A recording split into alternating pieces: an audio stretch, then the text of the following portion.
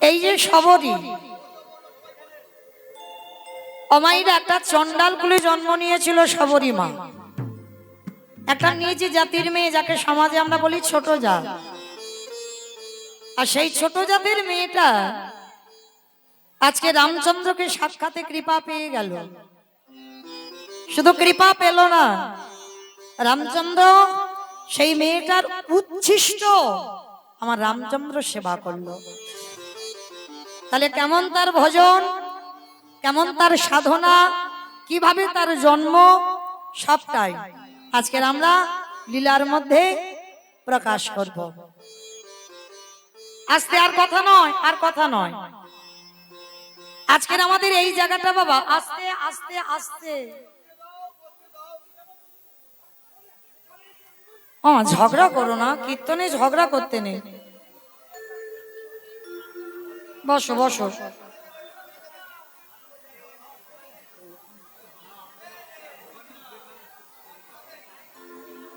রাধে রাধে রাধে। পঞ্চবটির বোন, এই জায়গাটা আস্তে মা, কথা নয়, পায়ে ধরে বলি, একটু শান্ত হও। এই জায়গাটা আমরা তৈরি করলাম বাবা, পঞ্চবটির বোন। আচ্ছা মা বলেন তো, এই পঞ্চবটির বোনটা কার ছিল?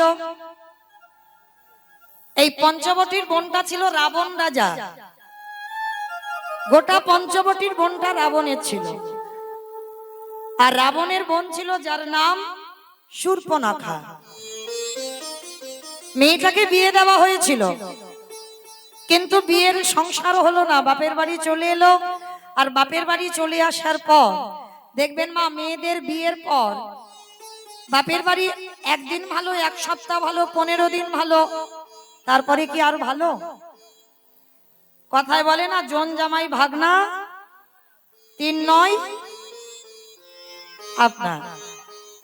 মেয়েদের বিয়ের পরে বাপের বাড়ি আর নয় বাবা, বৃদ্ধাশ্রম ঠিক আছে, রাস্তায় বাটি নিয়ে ভিক্ষে করবে ভালো।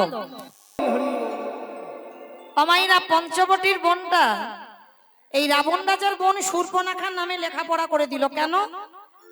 ভালো করে শোনেন, মেয়েটা সব সময় মন্দোদরীর সঙ্গে ঝগড়াঝাটি লেগে থাকতো।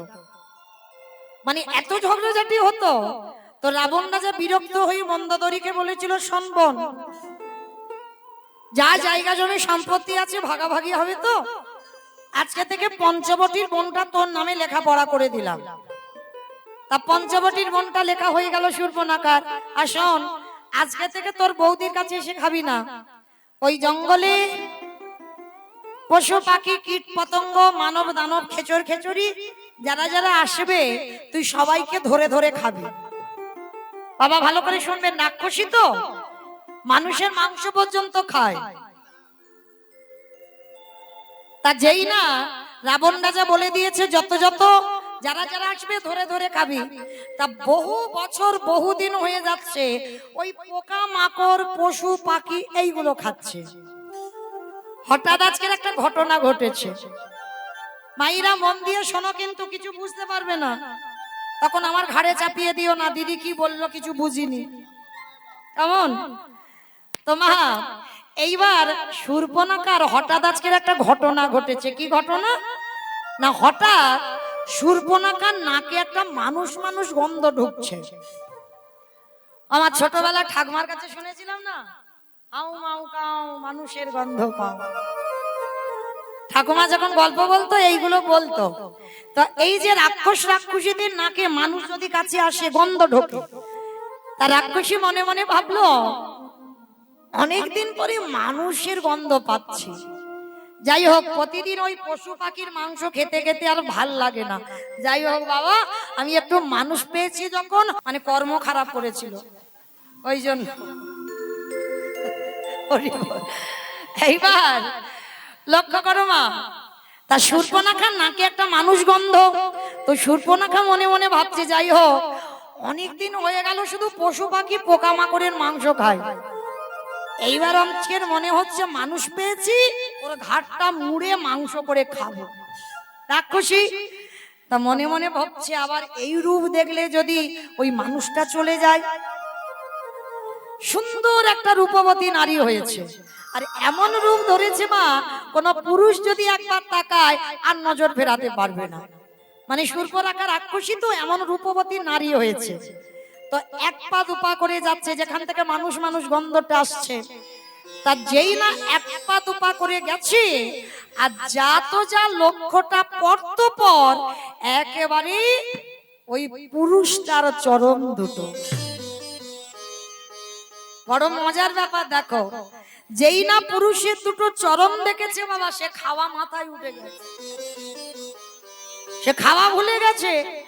চরম দুটো দেখে মনে মনে ভাবছে, আহারে, এই পুরুষটাকে যদি একটা রাত আমি আমার করে পেতাম, আমি ওই চরণ দুটো সেবা করে আমার নারী জনম ধন্য করতাম। সে খাওয়া ভুলে গিয়ে এখন সেবার কথা মনে জেগেছে। মনে মনে ভাবছে, রাক্ষসী ওর চরণ যদি এত সুন্দর হয়, তাহলে না জানি ওর বদনটা কত সুন্দর হবে। বাবা শূর্পণখা শিক্ষা দিল সমাজকে, কোনদিন ভগবানের বিগ্রহ দর্শন করতে গেলে সরাসরি মুখের দিকে তাকাতে নেই। সবার আগে চরণ দেখতে হবে, তারপরে কোটি দেশ দেখতে হবে, তারপরে ভগবানের নয়নে নয়ন দিতে হবে, তার আগে নয়। এটা ভজনের নিয়ম। সবার আগে চরণ, চরণের আগে কোনোদিন ভগবানের বদন দেখতে নাই, আগে চরণের দিকে তাকাতে হবে। রাক্ষসী শূর্পণখা সমাজকে শেখালো। তো যেই না চরণ দুটো দেখেছে, মনে মনে আশা জেগেছে, যদি একটা রাত আমার করে পেতাম। চরণ দেখলো, ধীরে ধীরে নয়নটা উঠছে, আর উঠে বাবা যেই না প্রভু রামচন্দ্রের নয়নে নয়ন দিল, খাবার কথা তো আর মনে নেই। এত সুন্দর রূপ আমি তো কোনোদিন আগে দেখিনি। এমন রূপবান পুরুষ জগতে আছে বলে আমার জানা ছিল না। যা হয় হোক, এইবার রাক্ষসী তো বড় মানে শক্তিশালী, তো রামচন্দ্রের কাছে গিয়ে সরাসরি বাবা বিয়ের প্রস্তাব। এই যে আমি তোমায় ভালোবাসি, আমায় বিয়ে করবে? বাবা কোনো চিঠিতে ভালোবাসা নয়, কোনো মোবাইল মেসেঞ্জার হোয়াটসঅ্যাপ ফেসবুক কিছুতে ভালোবাসা নয়, সরাসরি মুখে মুখে আমি তোমার ভালোবাসি, তুমি আমায় বিয়ে করবে? ভগবানও তো চালাক কম নয়, মাথায় হাত দিয়ে দুম করে বসে পড়েছে। হায় হায় হায়। বলে কেন তোমার মাথায় কি? বলে মাথায় কিছু হয়নি। তাহলে বসে পড়লে কেন? বলে কি করব বলো, যদি দুদিন আগে তোমার সঙ্গে আমার দেখা হতো। এমন রূপবতী নারী আমি কোনোদিন দেখিনি, কিন্তু আমার দুর্ভাগ্য, আমার তো জনক রাজার মেয়ে জানকীর সঙ্গে বিয়ে হয়ে গেছে। কি করব বলো? তুমি কি পারবে সতীনের ঘর করতে? পারবে না তো আমি জানি। আর তাছাড়া আমিও তো বিয়ে করতে পারবো না, কারণ আমি মর্যাদা পুরুষোত্তম রামচন্দ্র। একটা বিয়ে ছাড়া দ্বিতীয়বার আর নয়। কারণ যখন সীতা বনবাসে ছিল, যজ্ঞে বসবি, দ্বিতীয়বার রাম যদি মনে করতো বাবা বিয়ে করতে পারত, কিন্তু করেনি। মায়া সীতা মানে সন্ন্যাস সীতা তৈরি করে যজ্ঞে বসেছিল, কিন্তু বিয়ে করেনি। রামচন্দ্র সমাজকে শেখালো, আমি যেটা করেছি তোরা সেটা কর। আর কৃষ্ণচন্দ্র শেখালো, আমি যেটা বলছি সেটা কর, আমি যেটা করেছি খবরদার করতে যাস না। রামচন্দ্রের একটা বউ আর কৃষ্ণের 16,108টা। রাম বলছে আমি যেটা করছি তোরা কর, আর কৃষ্ণ বলছে আমি যেটা করছি খবরদার করতে যাস না, আমি যেটা বলছি সেটা শোন। তো আজকে যেই না রূপবতী নারীকে দেখেছে, রামচন্দ্র বলছে কি করব বলো, তোমার সঙ্গে তো আমার দুদিন আগে দেখা হয়নি, আমার বিয়ে হয়ে গেছে। সে কি, তুমি বিয়ে করে ফেলেছো? বলে কি করব, তোমার সঙ্গে কি আমার দেখা হয়েছিল, তবে হ্যাঁ আমার লক্ষণের এখন বিয়ে হয়নি। কিরম বদমাস দেখেছো? সীতার বোন উর্মিলার সঙ্গে বিয়ে হয়ে গেছে, তবু বলছে বিয়ে হয়নি, আমার লক্ষণকে বিয়ে করো। তা শূর্পণখা মনে মনে ভাবছে, ভালোবাসলাম ওর দাদাকে, বিয়ে করবো ওর ভাইকে, তবু রাজি। কেন রাজি? কারণ ভোগ করার জন্য তো নয়। যদি ভাইকে বিয়ে করি 24টা ঘন্টার মধ্যে ওর দাদার চরণ দুটো তো দেখতে পাবো।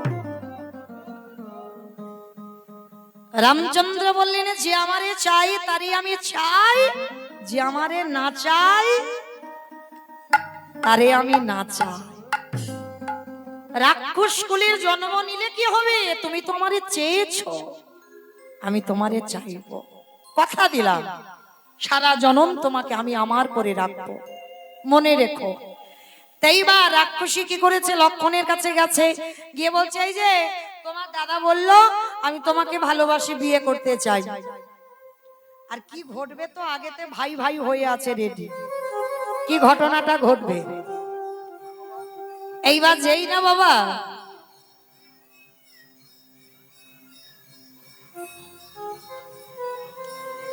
কি ঘটনাটা ঘটবে, যখন রেডি হয়ে আছে, লক্ষণকে বিয়ের প্রস্তাবটা দিয়েছে। লক্ষণ বলছে, সিঁদুর তো পরাবো, চোখ বন্ধ করো। তা যেই না রাক্ষসী চোখটা বন্ধ করেছে, লক্ষণ সবার আগে নাকটা আর কানটা ধরেছে। কিরকম কথাবার্তা হয়েছিল দেখো। আর নাকটা কানটা যেই না ধরেছে, ধারালো চকচকে ওই যে তীর ধনুক লক্ষণের পিঠে একটা তীর টেনে বের করছে। আর বের করে তীরের আগাতে যে ফলাটা চকচক করছে না, ওই শূর্পণখার নাকটাকে ধরে কানটাকে ধরে একেবারে ওই চকচকে অস্ত্রটা দিয়ে একেবারে ছেদন করে দিল। আর যখনই ছেদন করে দিল, রাক্ষসী নিজ রূপে ফিরে এসেছে। দাদা! রাক্ষসী রেগে গিয়ে বলে উঠলে লক্ষণের দিকে তাকিয়ে, অপদার্থ, তোর এত বড় স্পর্ধা! আমি ভালোবেসেছিলাম তোর দাদাকে, তোকে নয়। তাহলে তুই একজন পুরুষ হয়ে একটা নারীর নাক কানটা যখন ছেদন করলি, আমি তোরে অভিশাপে দিলাম, আজ আমার যেমন রক্ত ঝরলো, আমার মতো করে তোরও একদিন রক্ত ঝরবে, ঝরবে, ঝরবে। মিলিয়ে নেন বাবা। সেই লক্ষণ হলো কলিযুগে দাদা নিতাই চাঁদ। আর শূর্পণখার দাদা রাবণ আর কুম্ভকর্ণ কলিযুগে হলো জগাই মাধাই। ভাঁড়ে করে মদ খেত বাবা, বোতল নয়, ভাঁড়ে। ওই ভাঁড়টা কি করে এলো? ওই শূর্পণখার নাক কানটা যে মাটিতে ফেললো, মাটিতে লীল হলো না, ওই নাক কান থেকে জন্ম নিয়েছিল ভাঁড়ে। অভিশাপ দিয়েছিল শূর্পণখা, আমার দাদা যেদিন এই ভাঁড়ে করে মদ খাবে, কথা দিলাম সেই দিন আমার মতো করে তোরও রক্ত ঝরবে, ঝরবে, ঝরবে। তাই তো বাবা দেখেন, যখন নিতাই চাঁদ হরি নাম দিতে গেল, আর জগাই মাধাই মাতাল নেশাগ্রস্ত, নিতাই চাঁদ হরি নাম দিচ্ছে, আর ওই জগাই মাধাই বলে উঠলেন, বাবাজি নেশাটা আমি বলিনি। জগাই মাধাই করছে, মানে পা তো ঠিক নাই, টলমল হচ্ছে। তবু নিতাই চাঁদ বলছে কি, একবার ভাই কৃষ্ণ বল, হরি বল। তখন ওই নিতাই চাঁদ মাধাই কি করেছিল যেন, কলসিটা নিয়ে একেবারে আমার জগাই মারেনি, মাধাই মেরেছিল। আর মাধাই একেবারে নিতাই চাঁদের মাথাতে কলসিটা মেরে মাথাটা ফাটিয়ে দিয়েছিল। সদবোধ হয়ে গেল। শূর্পণখার নাক কাটলো, রক্ত ঝরলো, নিতাই চাঁদের মাথা ফেটে রক্ত ঝরলো। কাঁদালে কাঁদিতে হয়, এ কথাটা মিথ্যা নয়। তুমি যদি অন্যায় না করো, অপরাধ না করো, তোমার জীবনে কান্না রিটার্ন আসবে না। তুমি কারোরে কাঁদিয়ে রেখেছো, তাই তো তোমার জীবনে কাঁদতে হচ্ছে। যারা যারা মা লোকের উপরে দোষ চাপিয়ে দাও, তাদের চরণ ধরে বলে যায়, কখনো দিও না। দোষ যদি দিতে হয় নিজেকে দাও, আমি অপরাধী, আমি ভুল করেছি, আমি অন্যায় করেছি, যা শাস্তি ভগবান কড়াই গন্ডায় হিসাব করে আমার কাছে রিটার্ন ফেরত দিল। এগুলো চেতনা, ভাবতে হবে, অনুভূতির বিষয়। তো যেই না বাবা না, আচ্ছা এখানে আমাদের একটা জানার প্রয়োজন, একটা নারী পুরুষকে ভালোবাসার কথা বলতেই পারে, বিয়ে করবে না কি করবে সেটা তার ব্যক্তিগত ব্যাপার।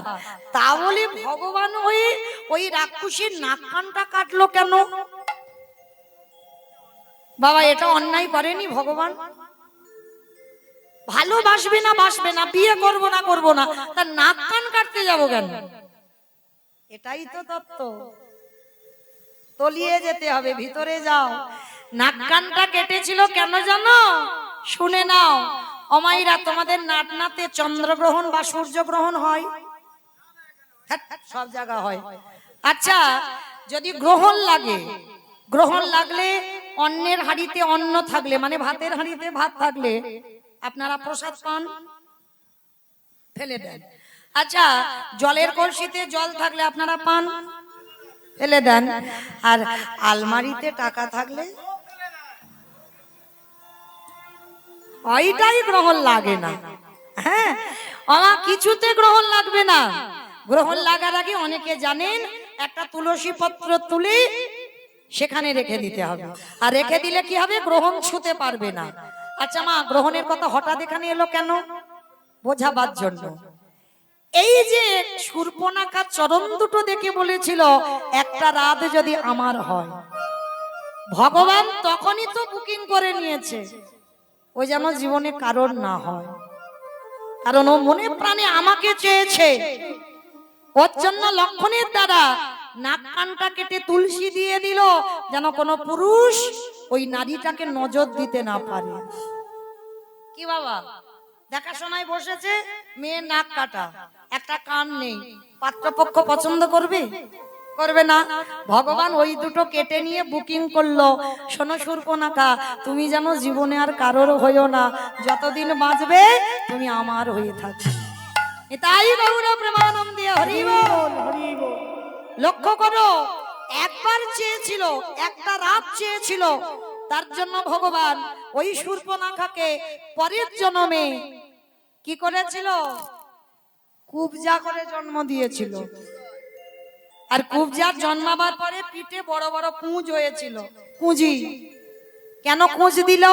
ভগবান তো জানতো আমাকে 11 বছর বৃন্দাবনে থাকতে হবে, আর তার মধ্যে মথুরায় কুবজাকে যদি কেউ বুকিং করে নেয়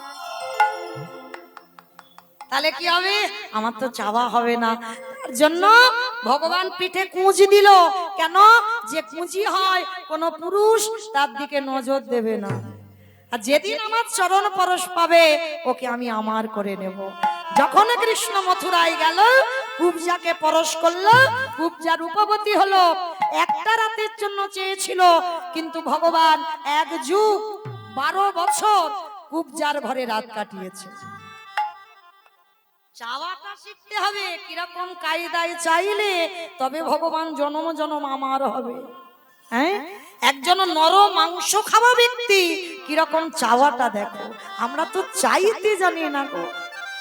লক্ষ্য করো, 12 বছর যখন কুবজা রাত কাটাচ্ছে, কৃষ্ণকে সেবা করছে, আর সেবা করতে করতে কুবজা বলেছিল, প্রভু বৃন্দাবনে যে লীলা করেছো আমার তো কিছুই জানা হলো না, আমি কি একটু জানতে পারবো না? ভগবান বলেছিল, তথাস্তু কুবজা, আমি জানাবো। কবে? আগত কলিযুগে, যেদিন গৌর অবতারে নদিয়ায় যাব, সেদিন তুমি নারী নয়, সেদিন তুমি পুরুষ হয়ে যাবে। কোথায়?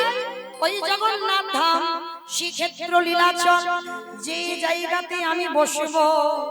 3.5 জন ভক্ত, স্বরূপ দামোদর, রাই রামানন্দ আর শিখি মাইতি, আর শিখি মাইতির একটা বোন যার নাম মাধবী দাসী। 3.5 জন ভক্তকে নিয়ে যেখানে লীলা রস আস্বাদন করত, যে জায়গাটার নাম হলো গম্ভীরা। এই গম্ভীরাটা কার জায়গা? কাশীনাথ মিশ্র। এই কাশীনাথটাকে ত্রেতার শূর্পণখা, তারপরের কুবজা, কলি হলো কাশীনাথ মিশ্র। আর কাশীনাথ মিশ্রের বাড়িতে বসে কাশীনাথকে শুনিয়েছিল ভগবানের বৃন্দাবনের যত লীলা। হ্যাঁ গম্ভীরা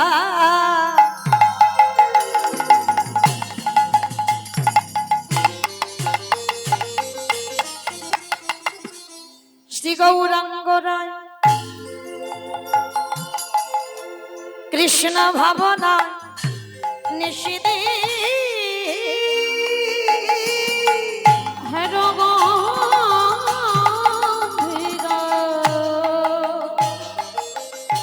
শ্রী গৌরাঙ্গ রায় কৃষ্ণ ভাবনায় নিষিদে বিরহ বিকারে বাবা নাহিসপুরে, বিরহ বিকারে বাক্য নাহি পুরে। কি হতে কি কবে ভেবে তো বিরহ ভিতরে বাক্য নাহি পুরে। কি হতে কি হবে ভেবে তো দুঃখী। ওগো আমার প্রভু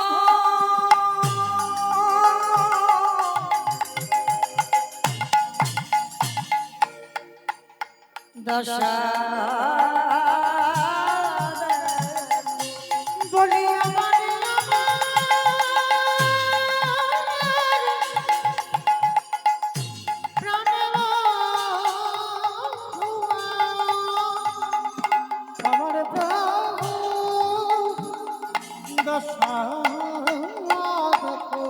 কি হতে কি করে ভেবে তো কি হতে কি করে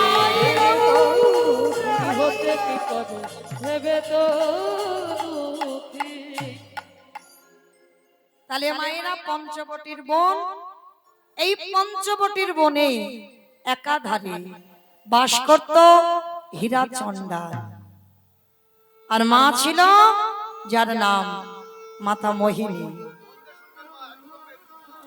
মায়েরা আর কোনো কথা হবে না, এবার যতটুকু সময় 12টা 10 হয়ে গেছে, 1টা পর্যন্ত আয়ু, এইটুকু সময় মন দেবে। হীরাচন্ডাল মাতা মোহিনীর ভিক্ষাই ছিল সম্বল। একদিন জলের ঘাটে গেছে, সবাই মিলে মোহিনীকে কত অপমান। এই মেয়ে, তুই নিঃসন্তানী, তোর মুখ দেখা মহাপাপ, তোর হাতে দান শুদ্ধ নয়, সকাল সকাল তোর মতো নারীর মুখ দেখতে পেলে আমাদের যাত্রা শুভ হয়ে যায়। কত কটু ভাষা। মোহিনী কাঁদতে কাঁদতে জলের কলসিতে আর জল নিল না। স্বামীর কাছে এসে বলছে, স্বামী বলতে পারো আমার কি অপরাধ, কি এমন অন্যায় করেছিলাম যে অপরাধীর কথা তো আমি জানি না। আমার হাতের দান কেউ নেয় না, আমি নিঃসন্তানী বলে আমার হাতের দান নিতে তারা ভয় পায়। বলো না আমার অপরাধটা কি? হরি বল, আমার অপরাধটা কি? হীরাচন্ডাল বলছে, কেঁদো না মোহিনী, ডাকো, ডাকার মতো ডেকে যাও, ভালোবাসার মতো বেশি যাও। সময় যখন হবে তোমার কোল ঠিক আলো করে দেবে। চলো, আর আমাদের সময় নেই, প্রভু সেবা দিতে হবে। স্বামী স্ত্রী দুজনে সেবা দিচ্ছে। কিছুদিন পর মোহিনীর ওই চোখের জল আমার ভগবান সহ্য করতে পারল না। আমরা নারী জাতি অনুভব করতে পারি গর্ভবতী হয়েছে। হঠাৎ কৃপাময় করুণা করে মোহিনীর গর্ভে কাউকে পাঠিয়েছে। মোহিনী অনুভব করতে পেরেছে, আর অনুভব যেই না করেছে যে আমি জগতে মা হব, সঙ্গে সঙ্গে মা পা মাটিতে পড়ে না। সবাইকে ডেকে ডেকে বলছে,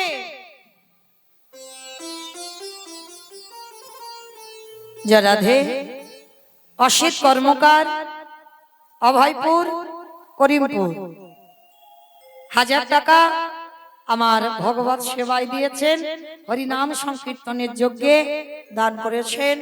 আমার রাধারানীর কাছে আমি প্রার্থনা করব, আমার রাধারানী যেন ভক্তের সকল মনোবাসনা পূর্ণ করে দেন।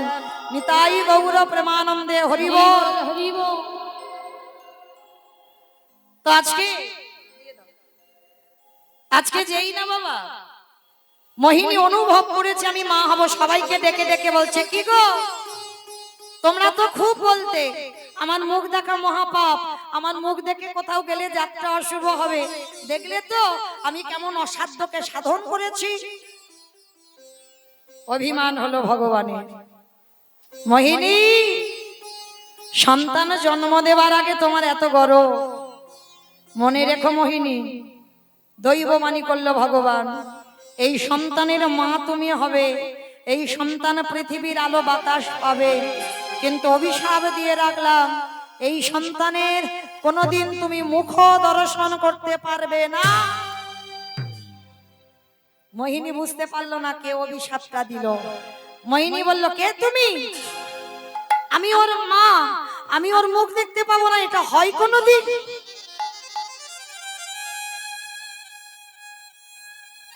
দেখতে দেখতে 10 মাস 10 দিন ভগবান পরীক্ষা নেওয়ার জন্য 3 রাত 3 দিন কিছু খেতে পাইনি, এত অভাবের সংসার। গর্ভবতী মা হীরা চন্ডালকে বলছে, স্বামী বড্ড খিদে পেয়েছে, যাও না গো, 3 দিন হয়ে গেল আমি উপবাস, কিছু খাবার এনে দেবে। যেই না কাঁদছে, হীরা চন্ডাল বলছে, মোহিনী তুমি দাঁড়াও, আমি দেখছি কোথায় কি পাওয়া যায়। হীরা চন্ডাল যেই না বার হয়েছে, ভগবান ডাক দিল, পবন দে, বরুণ দে, ইন্দ্র দে, যাও তোমরা জগতে। বাবা এদেরকে ডাকলো কেন? এরা কি করে? এদের কাজ কি? যে এই যে একটু আগে ঝমঝম ঝমঝম করে এলো, বৃষ্টি দেয় বরুণ দেব, ঝড় দেয় পবন দেব, বজ্রপাত ইন্দ্রদেব, 3 জনকে ডেকেছে, যাও, তবে দেখো তোমরা জগতে যাবে বটে, আমার ভক্তের অঙ্গে আঘাত যেন না লাগে। হীরা চন্ডাল বেরিয়েছে স্ত্রীকে খাওয়াবে বলে খাবার আনতে, ভিক্ষা করবে। এদিকে প্রচুর ঝড় বৃষ্টি উঠেছে, আর এত ঝড় বৃষ্টি উঠেছে আর ঘরে ফিরতে পারছে না। গাছের তলায় দাঁড়িয়ে আছে হীরা চন্ডাল। আর ভগবানের লীলা কেমন দেখো, এদিকে সেই পর্ণ কুঠিরে মায়ের প্রসব যন্ত্রণা শুরু হলো। অসহ্য যন্ত্রণায় ছটফট করতে করতে মোহিনীর কোল আলো করে একটা ছোট্ট ফুটফুটে কন্যা সন্তান পৃথিবীতে এলো। কিন্তু ভগবানের দৈববাণী মতো সন্তান যেই না ভূমিষ্ঠ হলো, সন্তানের মুখ দর্শন হলো না, মৃত্যু হয়ে গেল মোহিনীর। কিন্তু যেই না মৃত্যু হয়ে গেল, ঝড় বৃষ্টি থেমে গেল। হীরা চন্ডাল অবাক হয়ে গেল, এক্ষুনি এত বৃষ্টি হচ্ছিল, এক্ষুনি এত ঝড়, সব থেমে গেল কি করে? ছুটতে ছুটতে হীরা চন্ডাল আসছে, মোহিনী, মোহিনী, মোহিনী, কোনো আওয়াজ নেই। আমি ডাকলে আমার মোহিনী তো ছুটে বেরিয়ে আসতো, আজ আসছে না কেন? তালপাতার কুড়ে ঘর, দরজা ধাক্কা দিচ্ছে। মোহিনী ঘুমালে? দেখো তোমার জন্য কত খাবার এনেছি, তুমি বলেছিলে না খিদে পেয়েছি, দেখো কত খাবার এনেছি। দরজা ধাক্কা দিচ্ছে, কিন্তু কে দরজা খুলবে? যে খুলবে সে তো পৃথিবীতে নেই গো মা। তালপাতার কুড়ে ঘর, তালপাতার দরজা, যেই না ঠেলা ঠেলা দিয়েছে বাবা দরজাটা খুলে গেছে, আর গিয়ে দেখে না মোহিনী অচৈতন্য, আর পাশে ছোট একটা ফুটফুটে কন্যা সন্তান। কোনদিন তুই হীরার জন্নাল বাবাওয়ালা সম্পদ দেখেনি? যেই না মেয়েটাকে দেখেছে সবার আগে ছুটে গিয়ে মেয়েটাকে কোলে করে তুলে নিয়েছে। ও মোহিনী, মোহিনী, ও মোহিনী, তুমি তুমি বলেছিলে না তোমার মতো একটা মেয়ে হোক, যে তোমার মতো আমার ভগবানের ভজন সাধন করবে। দেখো, তুমি একবার চেয়ে দেখো কি সুন্দর একটা মেয়ে জন্ম দিয়েছো। এত কথা বলে যাচ্ছে, কে সারা দেবে? সে তো নেই পৃথিবীতে। ও মোহিনী, আমি এতক্ষণ কথা বলছি, তুমি কথা বলছো না কেন গো? অঙ্গ স্পর্শ করেছে, অনেকক্ষণ আগে মরে গেছে। আপনারা নিশ্চয়ই কেউ আছে মরা মানুষ স্পর্শ করে দেখবেন, দেহটা শীতল ঠান্ডা, এ শরীরের চামড়াগুলো নরম থাকে না, শক্ত হয়ে যায়। যেই না স্পর্শ করেছে, এ কি তোমার দেহটা তো ঠান্ডা কেন? কি হয়েছে তোমার? নাসিকায় হাত দিয়ে দেখলো আর নিঃশ্বাস পড়ছে না, চিৎকার করে ডাক দিল, দয়াময়,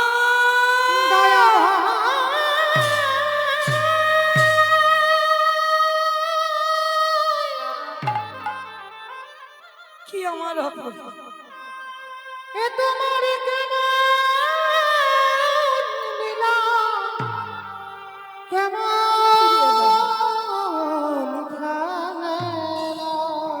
ফিরিয়ে দাও। ও গো দয়াময়,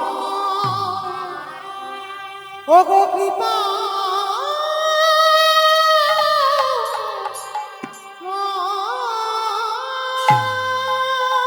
আমি চাইনি তোমার কাছে এমন সংসার, আমি সুখের কে বলেছে এমন সংসার দিতে আমার লাগে? বলতে পারো একদিনের বাচ্চাটাকে আমি কি খাওয়াবো, কি করে মানুষ করব?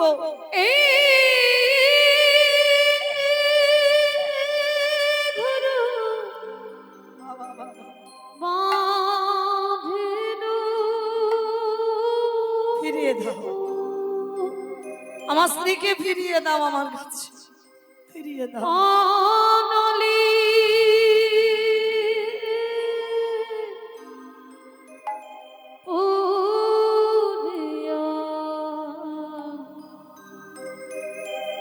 গেল রে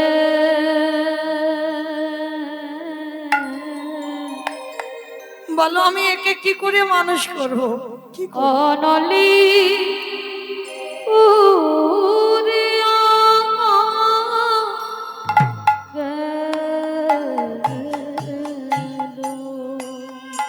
ফিরিয়ে দাও আমার স্ত্রীকে, ফিরিয়ে দাও।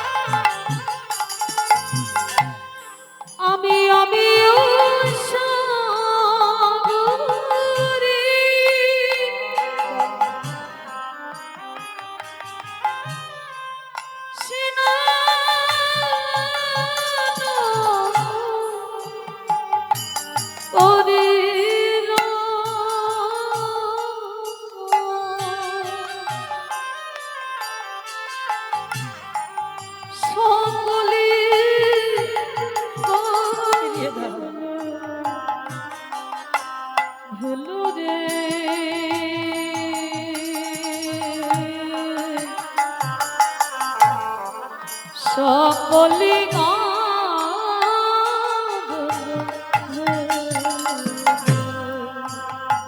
নিতাই গৌর প্রেমানন্দে হরি বল, হরি বল।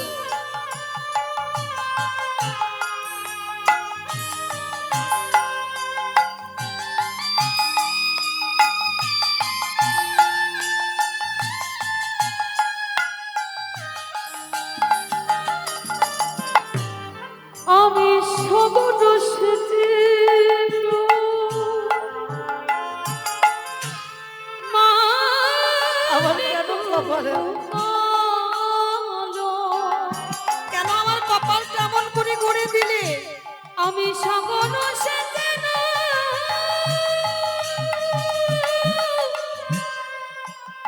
ওই মাটি কোনো লুকানো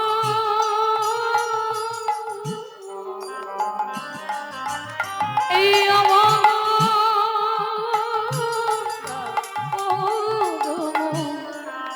দোষের অভাবর দোষে সুখের লাগিয়া আমি ধীরে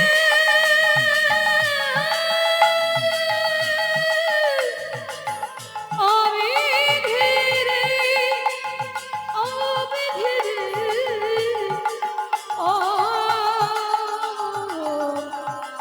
ধীরে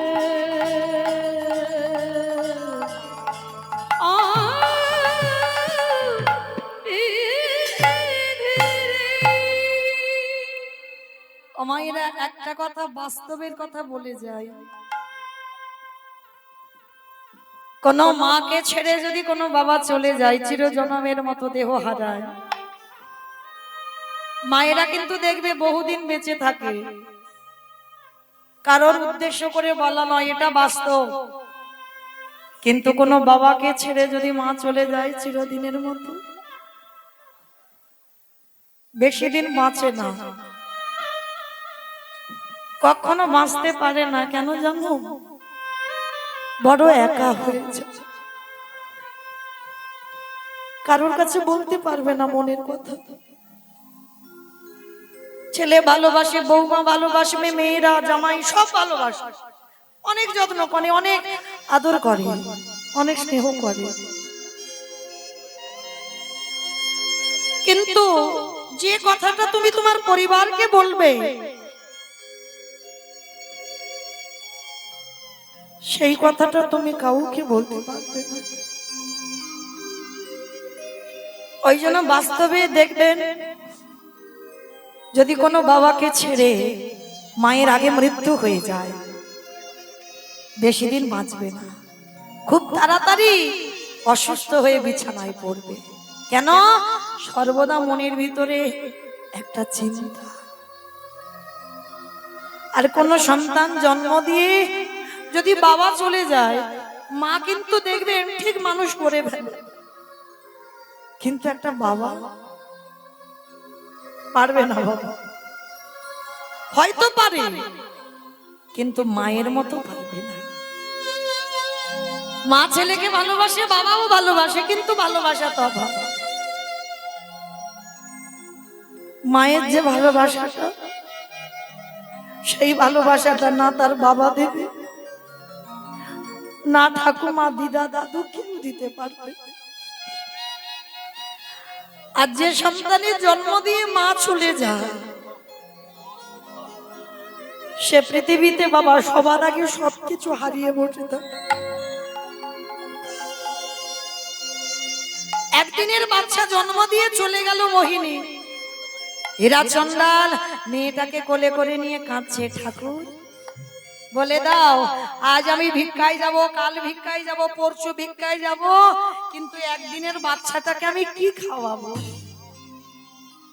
রাখে হরি মারে কে মারে হরি রাখে কে ভগবান ভক্তকে জন্ম দিয়েছে তার আহারের ব্যবস্থা ঠিক করে দেবে স্বর্গ থেকে একটা কাম ধেনু পাঠিয়েছে হীরা চন্ডালের দরজায় আর ধেনুটা হাম্মা হাম্মা রবে ডাকছে হীরা চন্ডাল ছুটে গিয়ে একটা পাত্র নিয়ে গেছে গাভীর ওই উদরের নিচে দিয়ে বলছে গাভী জানি না তুই কোথা থেকে এলি আমার ওই একদিনের মেয়ে সবে আমার স্ত্রীর দাহ কাজ করে এলো দে না মেয়েটাকে খাওয়াবো একটু দুগ্ধ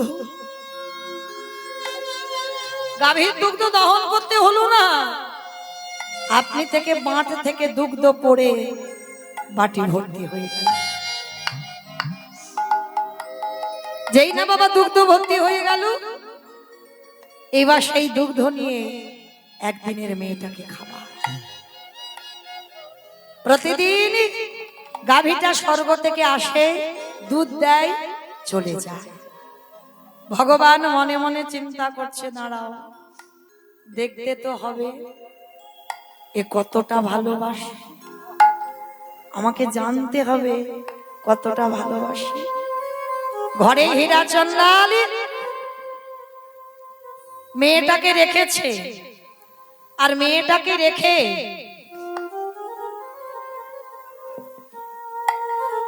ভিক্ষায় গেছে। আর ভিক্ষায় গিয়ে যেই না বাবা ঘরে ফিরবে, আর ওই মেয়েটা তখন 6 বছর বয়স। বাবা মেয়েটার নাম রেখেছে কি জানো? আমার বলতে যা কিছু আছে সবরী। মেয়েটার নাম রেখেছিল সবরী। বাবা হীরাচন্দাল ভিক্ষায় গেছে, এইবার ভিক্ষা করে নিয়ে ফিরবে। আর ভগবানের পরীক্ষা শুরু হলো। কিরকম? ওই ঘুমের ঘরে ওই সবরী মায়ের পাটা লেগে একটা প্রদীপ জ্বলছিল, উল্টে পড়ে গেছে। আর যখনই উল্টে পড়ে গেল, ওই তাল পাতার পুড়ে ঘরটা দাউ দাউ করে জ্বলে উঠে। সবরী জানে না ঘুমাচ্ছে, কিন্তু যে মাতৃ স্নেহে দুধ দিয়ে যায় সে স্বর্গ থেকে ছুটে এসেছে, বড় বড় শিং দিয়ে সবরী মাকে জাগিয়ে দিয়েছে। আর সবরী মাকে জাগিয়ে যেই না দিল, চিৎকার করলো, আগুন আগুন আগুন। চারদিকে আগুন দাউ দাউ করে জ্বলছে। আর ওই গাভীটা সবরী মাকে নিয়ে উদরের নিচে একটা বট বৃক্ষের তলায় বসে আছে।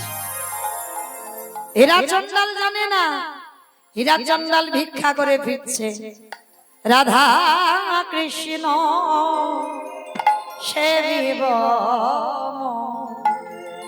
জীবনে মা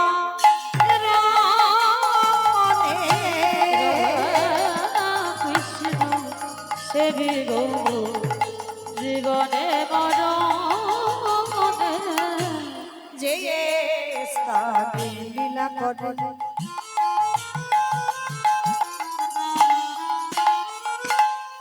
ওই যুগল কৃষ্ণ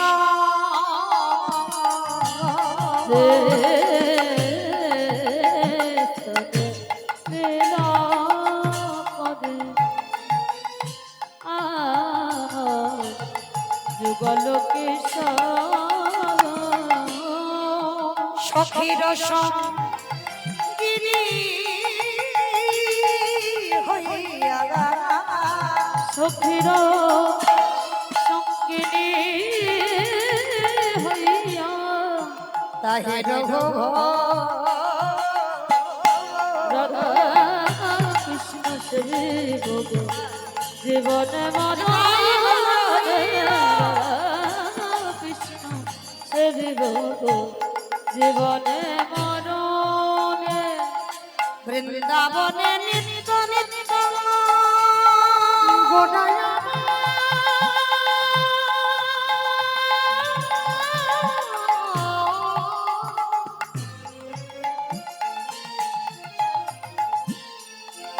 গোড়া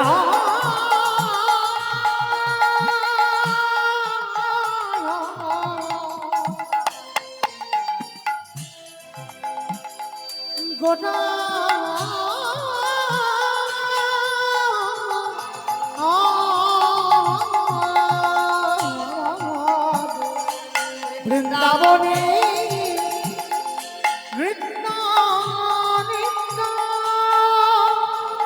অগজীবন বিলা ওগো প্রার্থনা রাই সদাই নরোত্তম নাম বলি ওই শরণে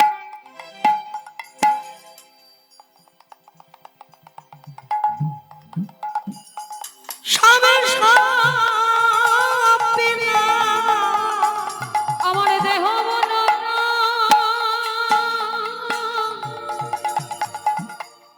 জীবন যৌবন আমি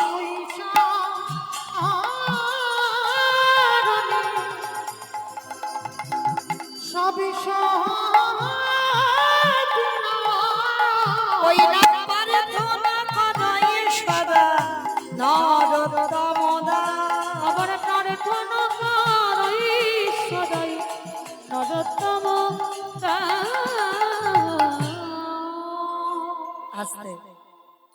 লক্ষ্য করে দেখেন মাইরা, আজকে সবরই মা বাবা যেই না ঘরের দরজায় এসেছে দেখে না ততক্ষণে ঘরটা পুড়ে ছাই।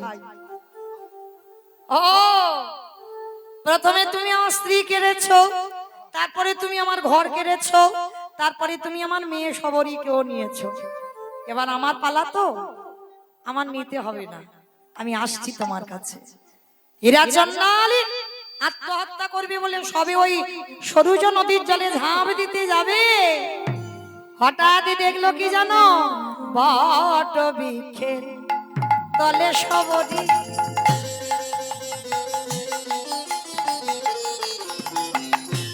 মাই আমার কত জোট বট বৃক্ষের তলে সবরি, মা আমার করজর করি। আবার গাভীর ও দর তলে ভজে নষ্টি হরি। আবার গভীর নারালে ভজে নসে হরি। সবরি কর জোরে নামে সাবনি করজরি নাম করি। এরা চন্নালে যেই না দেখেছে মেয়েটা গাভীর উদরের হ্যাঁ মা তোর কিছু হয়নি, হবে কেন বাবা, ওই যে রাখে হরি মারে কে, মারি হরি রাখে কে, এই গোমাতা তোমায় বাঁচিয়েছে। চরণটা জড়িয়ে ধরলো, ওরে পশু কুলে জন্ম নিয়ে তুই মানুষের থেকেও বেশি কাজ করে দেখালি। হ্যাঁ, যেটা মানুষ হয়ে করে দেখাতে পারে না তুই পশু হয়ে করে দেখালি। যেমন দেখিয়েছিল বাবা ত্রেতা যুগে ভক্তপ্রভার বীর হনুমান। সীতামাকে জিজ্ঞেস করেছিল যেদিন, সীতামাকে বলেছিল আমার মা ওই নারীরা মাথাতে লাল মতোটা কি পরে গো? বলে বাবা সিঁদুর। ও মা সিঁদুর কেন পরে? ও মা সিঁদুর কেন পরে? স্বামীর অমঙ্গলের জন্য। ও মা মন্দ বলেনি, মঙ্গল টঙ্গল আর হচ্ছে? খুব হচ্ছে। বাজার থেকে এখন একটা লিকুইড কুমকুম পাওয়া যায়, সেইগুলো কপালে ছোট করে ঠেকিয়ে দেবে, মানে বিয়ে হয়েছে কি হয়নি বোঝা যাবে না। ওইটুকু আর থাকবে না বাবা, ঠিক ওইটুকু আর থাকবে না, মানে একটু করে বলে শীতের ধারে ওই মাথার চুল উঠে যাবে, ওই জন্য সিঁদুর পরা যাবে না। হ্যাঁ, আবার সিঁদুরের এত দাম বেড়ে গেছে, লিকুইড কুমকুম অপরাধ নিও না মা, আমি বলে যাচ্ছি ওটা সিঁদুর নয়। ওই যে লিকুইডটা কপালে ঠাকাচ্ছ না, ওটা কোনোদিন সিঁদুর হতে পারে না, ওটা সিঁদুর নয়, কিন্তু আমরা ব্যবহার করি। কিন্তু যারা যারা ব্যবহার করো তাদের চরণ ধরে বলে যায়, স্বামীর মঙ্গল যদি সত্যি চাও, কারণ মনে রাখতে হবে কয়েকটা সম্পদ আমাদের জন্য নয়, আমার স্বামীর মঙ্গলের জন্য। যেমন হাতের শাখা, পলা, লোহা, শীতের সিঁদুর, এ কটা আমার জন্য নয়, কারণ আমার জন্য যদি হতো বিয়ের আগে মেয়েরা ব্যবহার করতে পারত। হ্যাঁ, এখন তো বাবা মডার্ন যুগ, শাঁখা পড়বে তো পলা পড়বে না, পলা পড়বে তো শাঁখা পড়বে না। আবার দেখবেন যারা শিক্ষার জায়গায় দাঁড়ায়, স্কুল কলেজের যারা দিদিমণি হয়েছে ওদের আবার বেশি, হাতে একটা করে ঘড়ি পড়বে আর একটা করে চুড়ি। খুঁজে পাওয়া যাচ্ছে না শাঁখা সিঁদুর। শাঁখা কোথায় রাখে খুঁজে পায় পড়বো, মডার্ন তো পার্লার, খুঁজে পায় না কোথায় শাঁখা পলা রেখেছে। হ্যাঁ, এই তো কলির দশা। কিন্তু মনে রাখতে হবে আমরা হিন্দু ধর্মের মানুষ, আমরা সনাতন ধর্মের মানুষ। হ্যাঁ, এই কটা সম্পদ গুছিয়ে রাখতে হবে, তবে তোমার স্বামীর মঙ্গল। তা সীতামা যখন বলছে, আমি মৌমিতা বলিনি কিন্তু সীতামা বলল, তা হনুমান বলছো আমা তা তুমি মাথাতে সিঁদুর কেন দিয়েছ? বলে বাবা যাতে তোর প্রভু রামচন্দ্রের মঙ্গল হয়। ও তুমি আমার প্রভুর মঙ্গলের জন্য সিঁদুর পরো? হনুমান তো মানুষ নয়, কপিকুলে জন্ম, অত শত বুদ্ধি শুদ্ধিও নেই। তো যেই না শুনেছে মা প্রভুর মঙ্গলের জন্য সিঁদুর পরে, ভোরবেলা সারা রাত আর বেটা ঘুমায়নি হনুমান। ভোরবেলা গঙ্গা স্নান করি সীতামার ঘরে দেখে না 3 কৌটো সিঁদুর বসানো, আর সেই 3 কৌটো সিঁদুর মাথা থেকে পা পর্যন্ত বেশ করে মেখেছে। আর ঠাকুর ঘরে গিয়ে রাম রাম রাম রাম রাম রাম রাম। রামচন্দ্রের কানে গেছে, হনুমান এই এদিকে আয়। এ কি লাল করেছিস কেন সারা গায়ে? বলে প্রভু আমি জানবো কি করে? আমি মাকে বললাম, মা ওই মেয়েরা কেন মাথাতে সিঁদুর দেয়? বললো তার স্বামীর মঙ্গলের জন্য। আমি বললাম, মা তুমি কেন সিঁদুর পড়ো? বললো তোর প্রভু রামচন্দ্রের মঙ্গলের জন্য। ওগো মা গো, ওইটুকু সিঁদুর মাথায় দিয়ে আমার মা যদি তোমার মঙ্গল চাইতে পারে, আজ আমি মাথা থেকে পা পর্যন্ত সিঁদুর মেখে এই হনুমান বলো বলো কত না তোমার মঙ্গল হলো।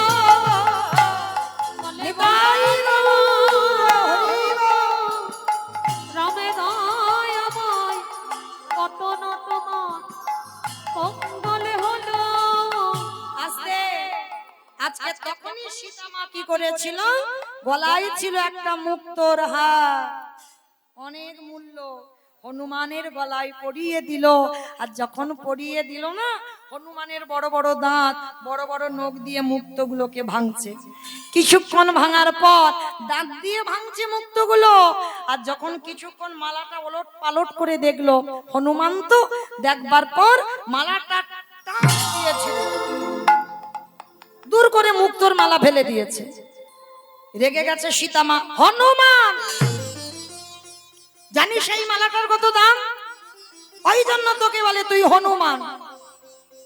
হনুমানে কেঁদে বলল, মা গো এই জগতে সবাই আমায় হনুমানে বলে বলো, কিন্তু মা তুমি আমায় হনুমানে বলো না। আমার প্রতিটা লোমকূপে লেখা আছে রাম সীতার নাম। সেই দিন হনুমান বড় বড় নখ দিয়ে বক্ষটা বিদীর্ণ করে দেখালো, দেখো মা হৃদয়ে রাম সীতা যুগলে বসে আছে। ওই হৃদয়ে বাতি আলো করে রাম সীতা যুগলে বসে আছি। আজকে হীরাচন্দালও বলল, সেদিন হনুমান যেমন দেখিয়েছিল, আর আজকে তুই গাভী খুলে জন্ম নিয়ে তুই দেখালি। এইবার নতুন করে সংসার বাঁধলো, একটা পাতার করে ঘর করে। ভগবান মনে মনে ভাবছে, ওর মাকে কেড়ে নিলাম, ওর ঘর পুড়িয়ে দিলাম, ওই ভক্ত জব্দ হলো না তো? ভালো করে ঘষে মেজে নিতে হবে না? হ্যাঁ, আবার পরীক্ষা শুরু হবে। 3 দিনের জ্বরে দৈব দুর্ঘটনায় হীরাচন্দালের মৃত্যু হলো। কি গো মায়েরা, কপাল দেখো, এমনি এমনি ভক্ত নয়। তুমি অট্টালিকাতে বসে কি কৃষ্ণ ভক্ত হবে মনে করেছো? কষ্ট জ্বালা যন্ত্রণা ভোগ করতে শেখো, তবে তো কৃষ্ণ ভক্ত হবে। অত সোজা নয়, পথের ভিখারি করে দেবে তোমার, তবে তুমি কৃষ্ণ ভক্ত। আজকে বাবার মৃত্যুর পর সবরই একা হয়ে গেল, খাবে কি? ওই পঞ্চবটির বনে একাধারে মতঙ্গ সাধুদের আশ্রম। কি খায় জানো? সাধুরা যখন প্রসাদ পেয়ে এঁটো পাতাগুলো নর্দমায় ফেলে দেয়, কুকুর বিড়াল খায়। সবরই মা ওই কুকুর বিড়ালের সঙ্গে উচ্ছিষ্ট গুলো পায় প্রতিদিন, খিদের জ্বালা। কিন্তু সবরই মনে মনে করছে এটা তো পাপ, এটা অন্যায়।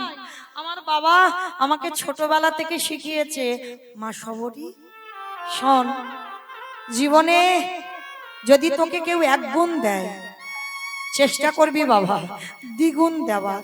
কিন্তু এই সাধুদের কাছ থেকে আমি যে এঁঠোগুলো পাচ্ছি, আমি তো কিছু করছি না, এ তো পাপ। না না না, আমাকে সাধু সেবা করতে হবে। কিন্তু কি করে করব?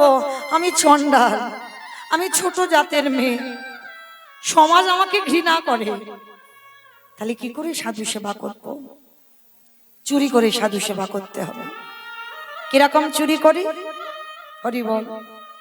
সারাদিন মেয়েটা ঘরে থাকে, আর রাত্রিবেলা করি মেয়েটা জঙ্গলে যায়। সারাদিন বাড়িতে, আর রাত্রিবেলা জঙ্গলে গিয়ে কাঠের বোঝা সাজায়। একেবারে বলে রে, একেবারে বলে রে, একেবারে বলে রে আমার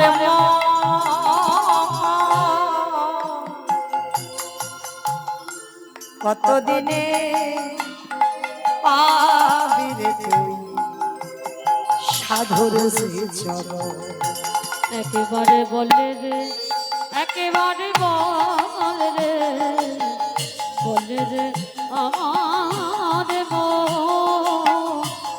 কতদিনে আবির তুই সাধুর চরণ।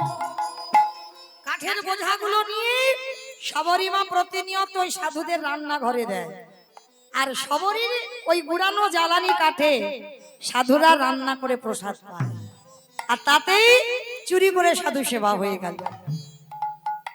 একদিন বাবাজিরা সবাই মনে মনে করছে, হ্যাঁ রে, এত এত রান্নাঘরে কাঠ কোথা থেকে আসে রে? সবাইকে জিজ্ঞেস করছে, কেউ তো জানে না। বলে, দাঁড়া, আজকের আমরা একটা ছলনা করব, ঘুমানোর ভান করে থাকবো, আর দেখবো কি আমাদের এই রান্নাঘরে কাঠ দেয়।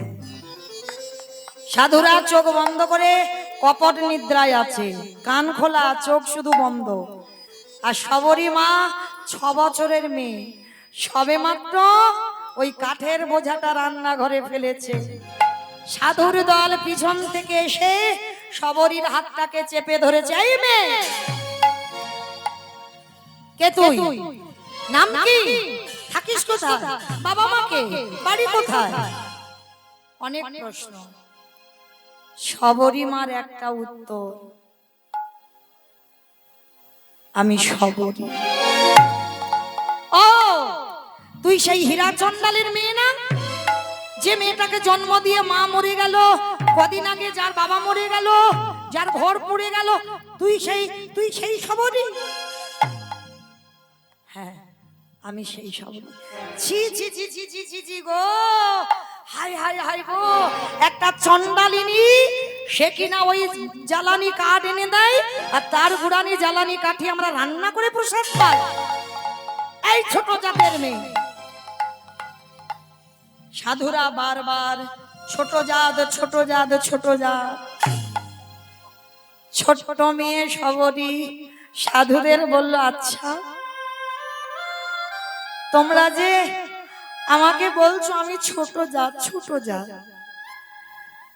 মুচি হয়ে শুচি হয় যদি কৃষ্ণ ভজি, শুচি হয়ে মুচি হয় যদি কৃষ্ণ তজি। আমার ভগবানের কাছে তো জাত বিচার হয় না, তোমরা তো জাত বিচার করো কেন গো? ছোট মেয়ে যেমন কথা বলে, সাধুরা বলেন, এই তোর কাছ থেকে আমরা জ্ঞান অর্জন করব? হ্যাঁ, দেখাচ্ছি মজা তোর, দাঁড়া। ওই জ্বালানি একটা কাঠ টেনে নিয়ে শবরীকে মারছে। দূর হয়ে যা, বেরিয়ে যা, দূরে হয়। দয়ামা,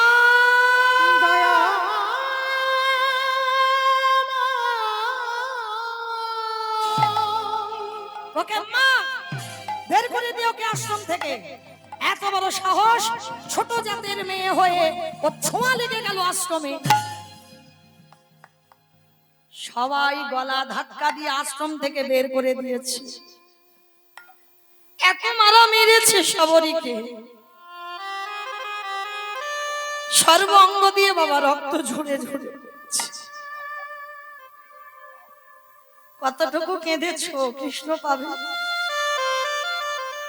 শিখে নাও। মা ধরিত্রীর অঙ্গে পড়ছে রক্তগুলো, ধরিত্রী মা কেঁপে উঠেছে। প্রভু, তোমার যারা ভালোবাসে তাদের বুঝি এমনি করে কষ্ট পেতে হয়? হাত দিও না, বড় অভাগিনী গো, বড় দুঃখী গো মেয়েটা। ওই সাধুদের মধ্যে একজন সাধু ছিল যার নাম রামানন্দ স্বামী, শবরীমার দীক্ষা গুরু। ওই শবরীমাকে বুকে জড়িয়ে ধরেছে, আয়, তোর কৃপা কেন হচ্ছে না আমি বুঝতে পারছি, কারণ তোর আশ্রয় হয়নি। দেহ শুদ্ধ না হলে পরমাত্মা রূপী ভগবান জীবাত্মার মধ্যে প্রবেশ করবে কি করে? গুরু চরণ ধরে দেহটা শুদ্ধ করতে হবে না? তারপরে রামানন্দ স্বামী শবরীমাকে দীক্ষা দিল। দীক্ষা দিয়ে শবরীমার মাথায় হাত দিয়ে বলছে, শোন, যা কিছু খাবি, যা কিছু করবি, সবটাই প্রভুকে দিয়ে পাবি। হরি বল। শবরী বলল, গুরুদেব, আমার তো কিছু নেই। কে বলেছে কিছু নাই? তোর যেটা আছে সেটা কারণ নাই। সে কি, আমি তো কাঙালি, আমার কিছু নেই। আছে আছে, তোর আছে হৃদয়ে ভরা ভক্তি। ওই জায়গাটাই তো ভগবান দুর্বল, তোর ওটা তো আছে। সবরই নতুন করে ভজন শুরু হচ্ছে। ঘর বাড়িতে থাকে না, গাছতলায় বাস। প্রতিদিন জঙ্গল থেকে ফল পাড়ে, যেটা মিষ্টি, যেটা সুস্বাদু, সেটা খেয়ে দেখে নেয়, রেখে দেয় ঝুড়িতে। আর যেটা টক, যেটা তিতো, সেটা নিজে খায়। কি বাবা, এরকম সেবা দিয়েছো মা? বাজার থেকে আম কিনে এনেছো, এত টক খাওয়া যাচ্ছে না, না দেখে ভগবানকে দিলেন, খাবে কি করে? আগে নিজে দেখে নাও তোমার উপযুক্ত কিনা। এরকম ভক্ত শবরীমা নিজে না দেখে জীবনে কোনোদিন প্রভু রামকে কিছু দেয় না। কেন? শবরীর বাবা শবরীকে ছোটবেলায় একটা গল্প করেছিল, মনে আছে? রামের শত্রু রাবণ, শবরীর ভয়, রাবণ যদি ফলের মধ্যে বিষ দিয়ে দেয় তাহলে তো আমার রামচন্দ্রের মৃত্যু হবে। তাই মৃত্যু যদি হয় আগে আমার হোক। তাই শবরীমা প্রতিদিন এঁঠো ফলগুলো পেরে রাখে। আচ্ছা মা, ওই এঁঠো ফল থাকে বেশি দিন? অর্ধেক কামড়ে রেখে দিয়েছো, থাকবে? পোকা হবে, পচে যাবে, ফেলে দিতে হবে। আর দেখবেন কোন কোন ভাগ্য চক্রে এঁঠো করা ফল শুকিয়ে যায়। যেগুলো শুকিয়ে যায় শবরীমা তুলে রাখে, যেগুলো পচে যায়, নষ্ট হয়, ফেলে দেয়। শবরীমায়ের এবার বয়স হয়েছে, গাছতলায় ভজন,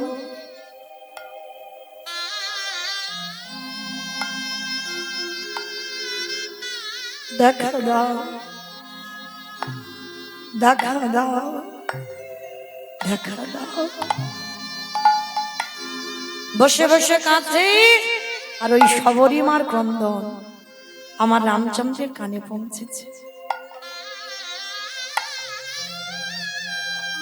রামচন্দ্র লক্ষণকে নিয়ে এসেছে,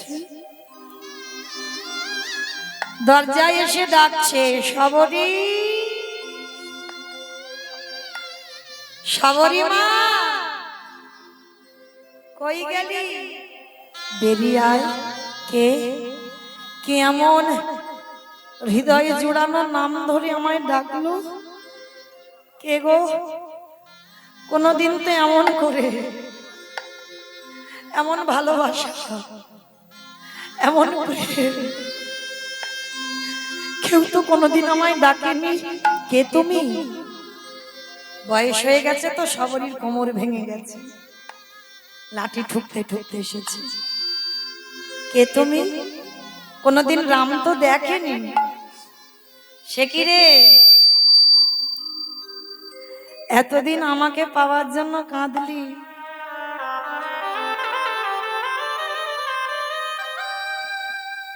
আমি এলাম, চিনতে পারছিস না? প্রভু তুমি এসেছো, কিন্তু আমি কোথায় বসতে দেব?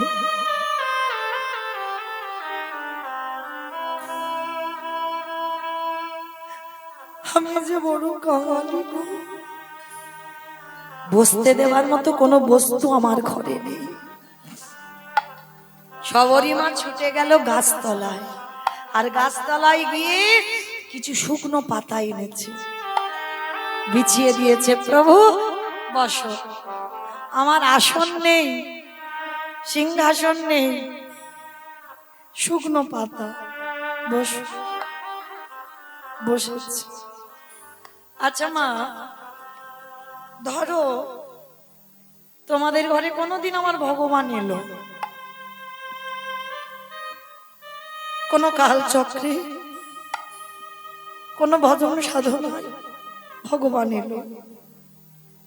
ভগবান এলে বসতে দেব কোথায়? আসন বা চেয়ার? বসো।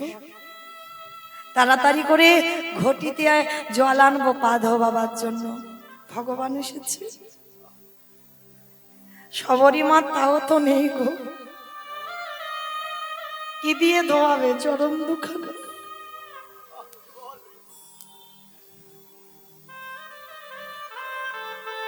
ঘটিতে জল নেই বলে কি করেছিল জানো মেয়েটা? রামচন্দ্রের চরণ দুটো বুকের উপরে তুলে,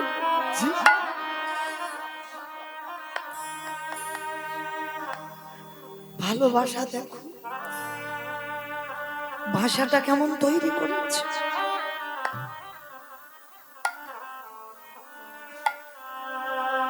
চোখের জল আপনাদের আমাদের মতো নয়, চোখের জলের জন্য বন্যা বয়ে যাচ্ছে। প্রভুর চরণ দুটো বুকে আছে, ধৌত হয়ে গেল। আঁচল দিয়ে মোছাবে যদি ব্যথা লাগে, মাথার কেশটা খুলে দিয়েছে। রামচন্দ্রের চরণ দুখানা মুছিয়ে দিয়েছে।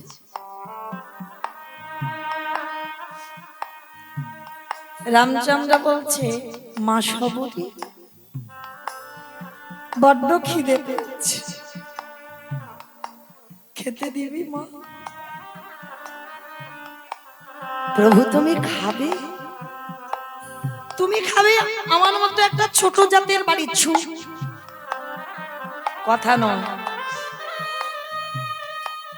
আমার কাছে ছোট জাত বড় জাত হয় না, আমার কাছে একটাই জাত, সবাই আমার চরণের দাস, আর কোনো পরিচয়।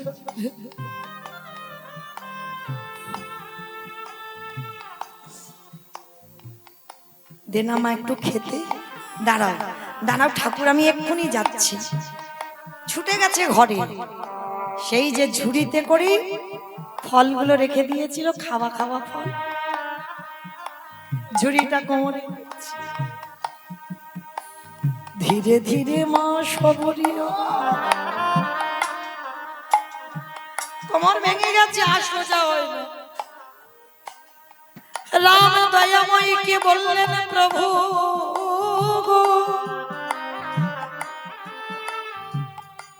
যখন আমার সময় ছিল,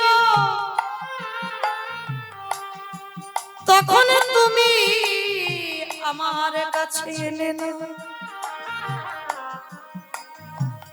আজ আমার সময় নেই, সময় চলে গেল, তুমি এসেছো। ঝুড়ি থেকে একটা ফল নিয়েছে। আমার ভগবান অনেক লম্বা তো, রামচন্দ্র।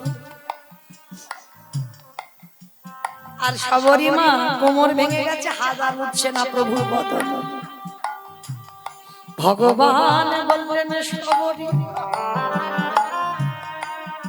এই জগতে ভক্ত যখন আমার কাছে পৌঁছাতে না পারে, আমি ভগবান হয়ে সেই ভক্তের ধারে, সেই ভক্তের ধারে নিজে মাথা নত করে ওরে সবরী।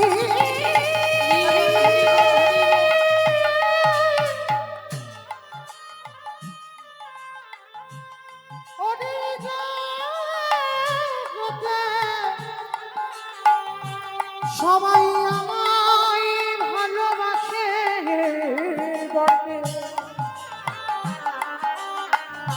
কিন্তু তোরে মতো করে আমায় যে কেউ ভালো বাসে না।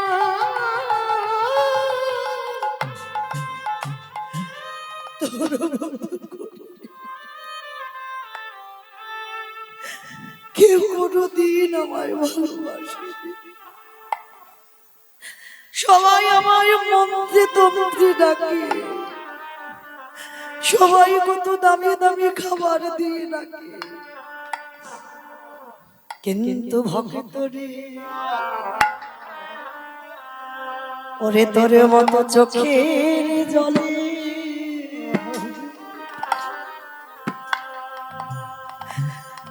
জলে আমারে কেউ না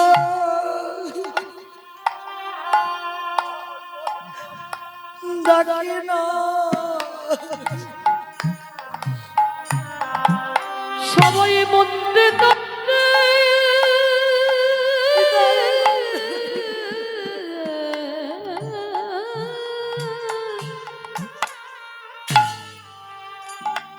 সবাই মন্ত্রে তন্ত্রে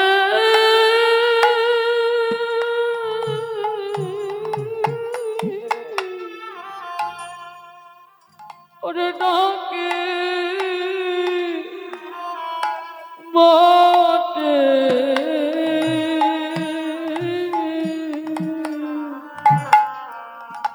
তোর মতো চোখের জলে ভেসে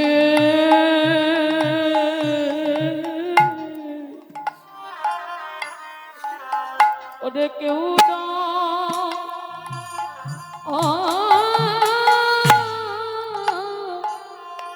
ডাকে না।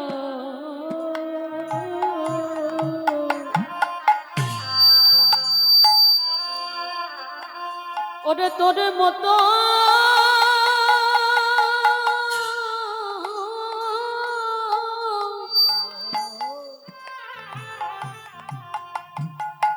ওরে তোর মতো এমন প্রেম দিয়ে না এমন করে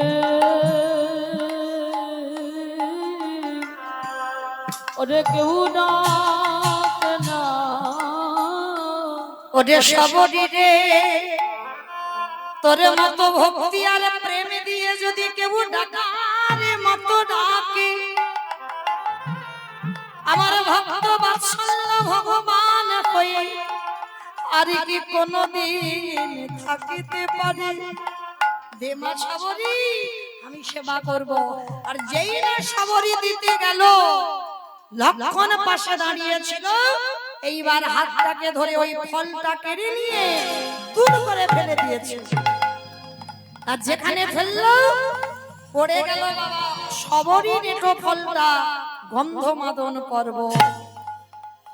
আর ওই গন্ধমাদন পর্বতে যখন পড়লো, সবরী মা রেগে গিয়ে অভিশাপ দিয়েছিল, লক্ষণ যেভাবে আজকের আমার ফল রামকে খেতে দিলেন, একদিন না একদিন যেদিন তুই মৃত্যুর সঙ্গে লড়াই করবি, আমার এই মুখের এটো ফল না হলে তুই বাঁচবি না, বাঁচবি না, বাঁচবি না। সেটা থেকে হলো বিশল্য করলি পাতা। লক্ষণ শক্তিশালী যখন বলল, হনুমান বিশল্য করলি পাতার রস দিয়েছিল।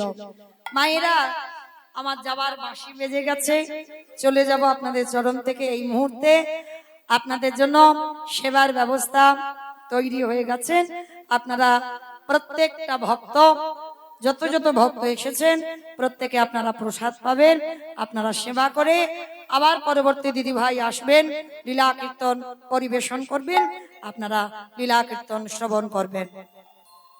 সেদিন আমার রামচন্দ্র বলেছিল, শবরী, এ জন্মে আমার ভাই তোর এঁটো বলে খেতে দিল না, কথা দিলাম আগত দাপরিতে যেদিন আমি কৃষ্ণ হয়ে ব্রজের মাটিতে যাব, কথা দিলাম সেদিন তুই মথুরায় জন্ম নিবি, তোর নাম হবে মালিনী।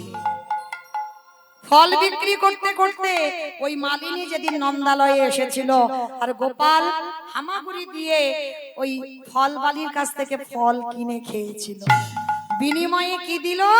দুমুঠো ধান।